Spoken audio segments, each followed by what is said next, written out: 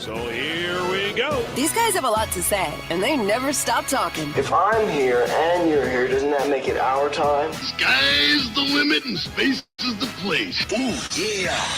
From News Talk 1480 WHBC. It's a household name. You understand me? It's Kenny and JT. Have a great show! Is it 3 o'clock yet? Can I get some rest, please? Yes, it is officially 3 o'clock, and the trading deadline has come and gone. What a busy few days for the Cleveland Cavaliers. Wait a minute. Are they done? I was looking at my phone before we went on the air just to see if there's anything from the Cavs, from Sam Amico, Chris Fedor, any of the Cavs beat reporters. As you do that, I'll say good afternoon and welcome to the Kenny and JT show as we're broadcasting live from the corner of 6th and Market in beautiful downtown Canton, Ohio, where it just happens to be 19 degrees in this Hall of Fame city. I want to get that gopher, man. Yeah. Well, I can tell you this. The trades that were made, the core four, may it rest in peace. And if you're watching on social media, you can see I'm holding up my phone with the photo of the core four banner being taken down in downtown Cleveland. Yes, as Darius Garland no longer a member of the Cavs, therefore there is no core four. They've got to take it down. They're getting ready to put that one of LeBron James back up. Woo! Wouldn't that be nice? I'm coming home. Tell the world. Cavaliers, one of the busier teams in the NBA, and deservedly so because they have not lived up to the expectations. As they make 3 trades, at least that's what we know, unless there's one that they're dotting the I's and crossing the T's on right now. But the 3 trades were, the first one was DeAndre Hunter to the Kings for Ellis and Schroeder. The second trade was the big one, Harden for Garland. And then yesterday they trade Lonzo Ball, and this is where we were all confused. Draft picks, no draft, what? They traded Lonzo Ball and got cash considerations back in return, which helps them with the salary cap and the luxury tax, and that's it. It's a weird situation. Yep. You trade a guy to a team that's just going to cut him. It happens all the time. I know it does. It's the weirdest thing ever in sports, I think. It's about the financials and the salary cap and the luxury tax and the apron, the second apron, and, whatever else. So it looks like the Cavaliers are done. We thought maybe there would be another one, a Larry Nance trade possibly. Craig Porter was, a rumor I heard this morning. But in checking everybody that I consider good sources, reliable people on social media, I see nothing else. There's all kinds of rumors that were out there today because, now when you look at the team and the way they played last night, and we're going to get to that because I thought it was obviously their best performance of the year. But what are you going to do when you get a guy like Max Strus healthy? Because it seemed as though even last night, you didn't know whether some guys were going to get their playing minutes or not. You didn't know how it was going to pan out. Obviously, you didn't need it because you had such a big lead. So Kenny Atkinson could play around with his lineup last night, but it's going to be a work in progress moving forward. We're not even at the All-Star break yet. Yeah, there's still, a little bit of time left before that. How about this? Every Cavalier that played last night scored at least 2 points. How about that? Everybody. That's Proctor. That's Schroeder, who had some nice drives to the basket, a nice steal, and he set up his former Sacramento Kings teammate Ellis, and he drained a triple. Everybody that played scored for the Cavs in the blowout win. You should. And at the 8-minute mark, they already started pulling their starters or what was left of them from the LA Clippers. I mean, the minute you took out Kawhi Leonard, that game was history. Cavaliers never trailed in the game yesterday. Jumped out to a 7-0 lead and controlled the game from that point forward. That's only their 4th wire-to-wire victory in the season. Really? Isn't that amazing? Did you stay up for all of it? Sure did. Did you? Yeah, I couldn't believe it, man. I was like watching this game, and I was just totally in awe of the way they played, and I fell into the same way of watching a game that I used to. But the thing is this, again, I believe that was their best performance of the year. Okay. More energy, more speed. They scored 47 points off of turnovers. Nice. Turnovers. Nice. The only bad thing they did was they shot lousy at the foul line. No, that's a problem all season long for the most part. Right. But was it the end of the third quarter when Donovan hit the buzzer beater? I think it was, right? He had a couple of them.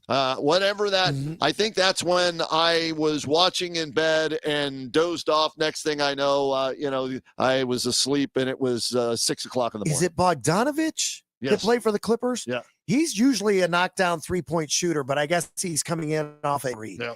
And Donovan made a move on him that dude is still looking to see where he went. Yeah. It was unbelievable. Put him in the spin cycle, he as did. they like to say, he right? did. he had two. That one, and he steps back and hits the triple. That was fantastic. And then he had another one where he spun on somebody else and then drove to the baseline, Euro step this way, flipped it up off the glass, and Mike on TV was going crazy. Can't wait to hear Tim Alcorn's calls of the game. And by the way, Tim Alcorn going to join us at 3:30 to break down all the trades. Yeah, he's just going to rub it in. He's still in L.A. or wherever in California, and it's probably 80 degrees. I'm going to lie to him. Okay. I'm going to tell him it's 62 here. Yeah, he'll believe that when it's really 19 as I look up at that. You know what? Let's hear the highlights from last night's huge win by the Cavaliers, 124-91 over the Clippers. The new guys did well. Let's play some Cavaliers basketball. Schroeder drives, flipped it up, and rolled it home. Well, on his first offensive possession, Dennis Schroeder with a field goal. Allen up the floor, down the lane. Ow!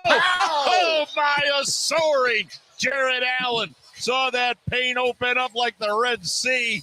It created a tidal wave. Rebound Schroeder. Boy, he's had an impact.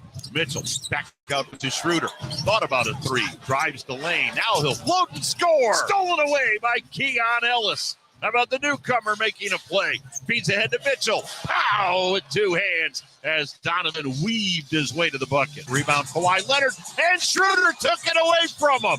Bounce to Ellis. Three ball. Bang!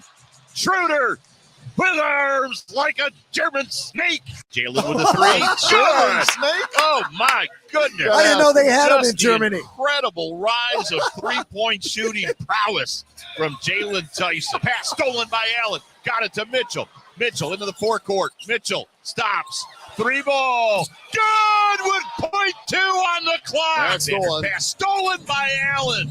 Allen picks it up at the loose ball line. Somehow flipped it to Merrill, who laid it in. Jared Allen doing it all. Got his pocket picked by Donovan Mitchell. Another steal for the Cavaliers. Mitchell, free from the left wing, right in front of the Cavalier bench. And then Donovan with a little extra hippity hop. The Clipper fans clap. I'd clap up here. They wire-to-wire route here at the Intuit Dome. 124-91. Oh, come on, Cavs! Arms like a German snake. I didn't know there was a specific German snake. We'll have to ask him about that coming up in a little bit. You know, it was going to be a good game when Dennis Schroeder came into the game, and his very first bucket was like a little underhanded scoop. Yeah. And man, this is what's been missing because, you know, the whole time I looked at this team and I thought, man, if our second unit only score, we might not be in a position where we had to make trades before the trade deadline. But obviously, so far in one game anyway, it looked like it's paid off. Let's pump the brakes. It's one game where emotions are high, and it's against a bad basketball team. Okay, but there was energy. There had been no movement. There should be after a trade. DeAndre Hunter never moved. I mean, they look better in the first game this year than DeAndre Hunter looked in all the games he played in last year, in my opinion. There's something that just wasn't right with DeAndre Hunter. I was so excited last year when they got him, and in a year's time, it just there was something missing there. Maybe they should have looked more into this. Maybe he's not the energy guy that these guys that they traded for this year are.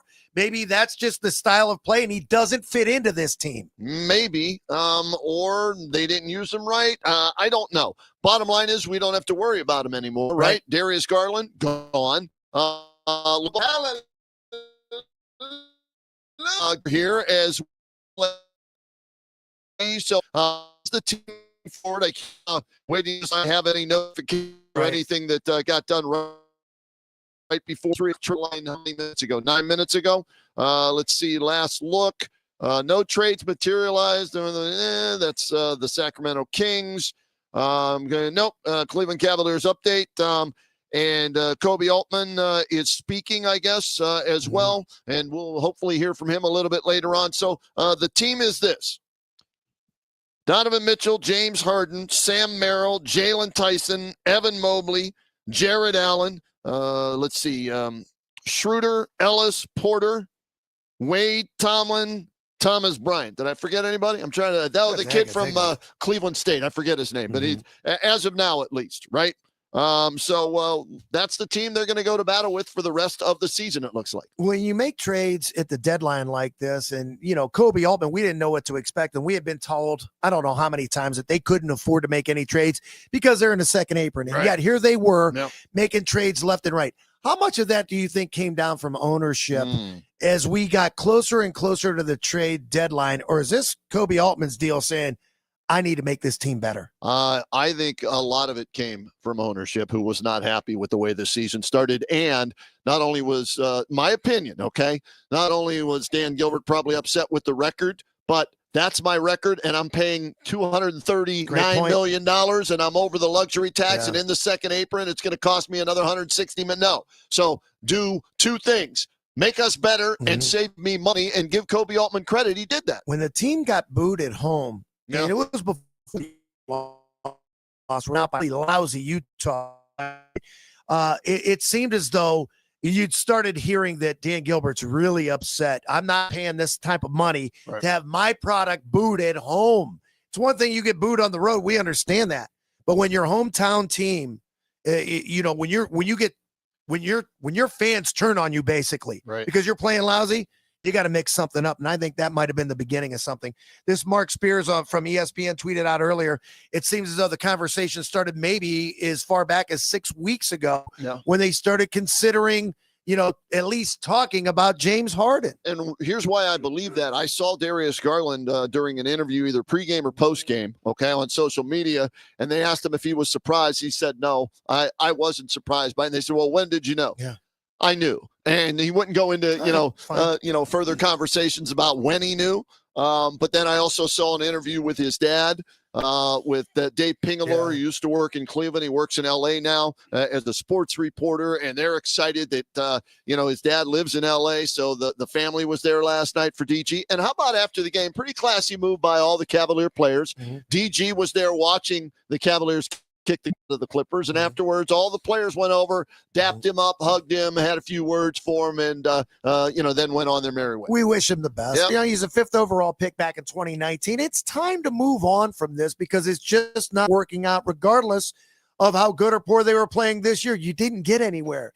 And we kept wondering, if this is a matter of trying to hold on to Donovan Mitchell and extend him, you better make moves now. Right. And that's the key. A lot of times it comes down to one player in the NBA because you can only play 5 at a time, and every team has a superstar if they're a contender, right? And Donovan Mitchell is that superstar. And whether or not he directly or indirectly said to, Kobe Altman, like Dan Gilbert maybe did, you got to do something. This ain't working, especially the backcourt where only 3 teams in NBA history have ever won an NBA championship with their 2 guards that were 6'3" or shorter. You can look at the Cavaliers now and say they've won 8 of their last 10. I look at it and say this new look Cavs is 1-0. Okay. Because, I don't care what they've done prior to this because now that team has nothing in common with this team, in my opinion, other than you've still got Donovan Mitchell. But now Kenny Atkinson's got his work cut out for him because now it's all about matchups and rotations and can they get it right? Because last year when you made a move at the trade deadline, I think they lost that. Maybe they lost some focus. Maybe he lost some focus. Right. I heard him say in the postgame last night, they were asking him about Jalen Tyson. He said if he would have known he was this good, or he should have known he was this good last year, he should have given him minutes. I mean, it's easy to say that now.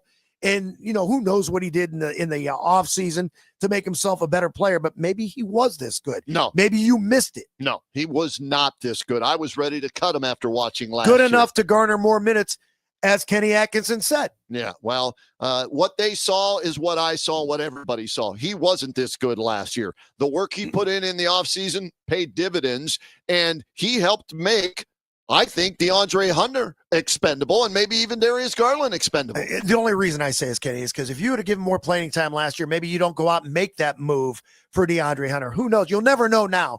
It's all second guessing, and it's good just for conversation, but we don't really care because this is the team moving forward, and they're going to go undefeated from here on out. Oh, you are fired. Let's go. Pump the brakes just a little bit, man.